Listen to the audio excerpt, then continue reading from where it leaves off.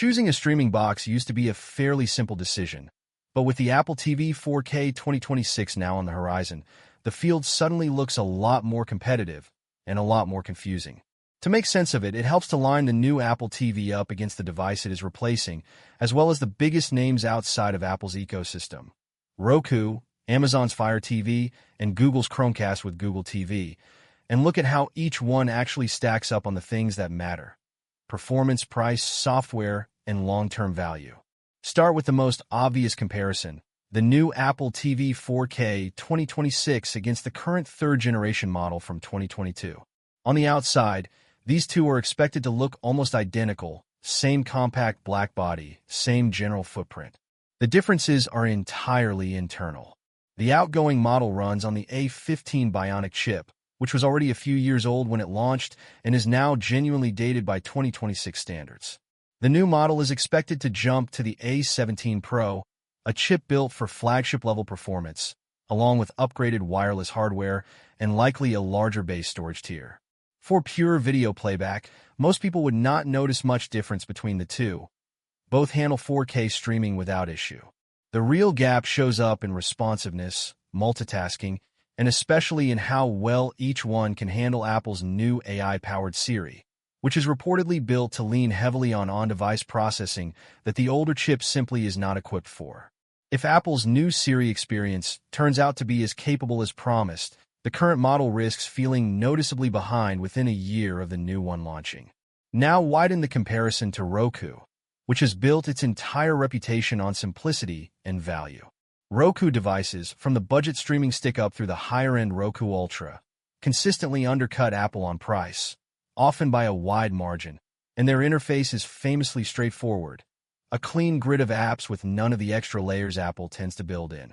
What Roku does not offer is deep ecosystem integration. If someone does not own an iPhone, a Mac, or other Apple devices, a lot of what makes the Apple TV appealing simply is not relevant to them, and Roku becomes the more sensible, budget-friendly choice. But for anyone already living inside Apple's ecosystem, Roku's simplicity starts to look more like a limitation.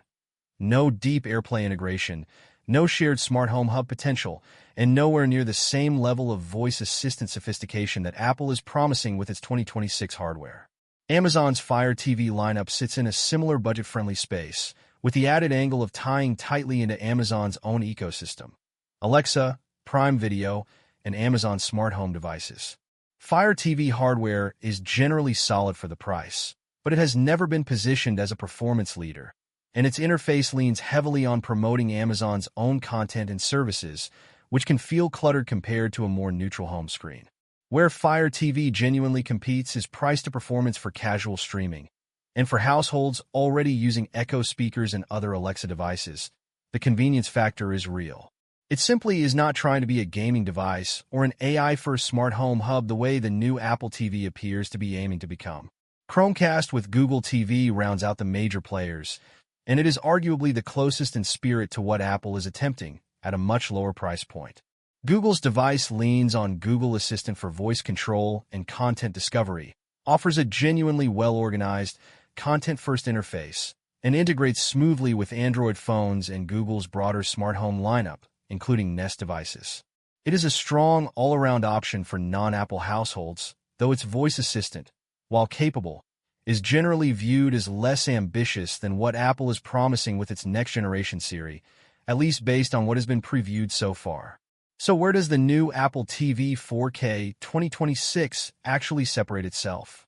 Two areas stand out. The first is raw performance headroom. An A17 Pro chip inside a streaming box is significantly more powerful than anything Roku, Amazon, or Google currently ships in this category, and that gap should show up clearly in gaming performance, app responsiveness, and how well the device ages over the next several years. The second is ecosystem depth. None of Apple's competitors offer the same level of tight integration across phones, tablets, computers, and smart home accessories, and if Apple genuinely delivers on positioning this device as the central hub of a smarter living room, that is not something Roku, Fire TV, or Chromecast are currently built to match. The trade-off, as always with Apple, is price and openness.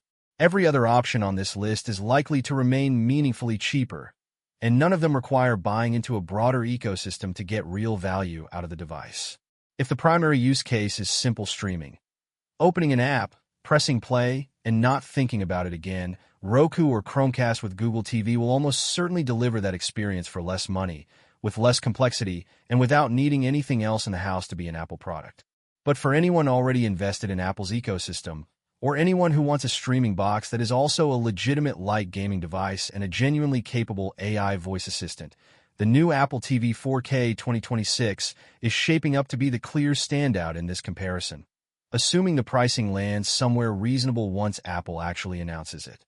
That pricing detail is still the biggest unknown in the entire comparison, and it is the one factor that could tip this decision in either direction once official numbers are confirmed. The short version: budget-conscious buyers and non-Apple households should keep an eye on Roku, Fire TV, or Chromecast with Google TV, all of which remain excellent value picks. Apple ecosystem users who want the most capable, future-proof option on this list should hold out for the Apple TV 4K 2026 rather than settling for the aging current generation model or a competitor that will not talk to the rest of their devices nearly as well.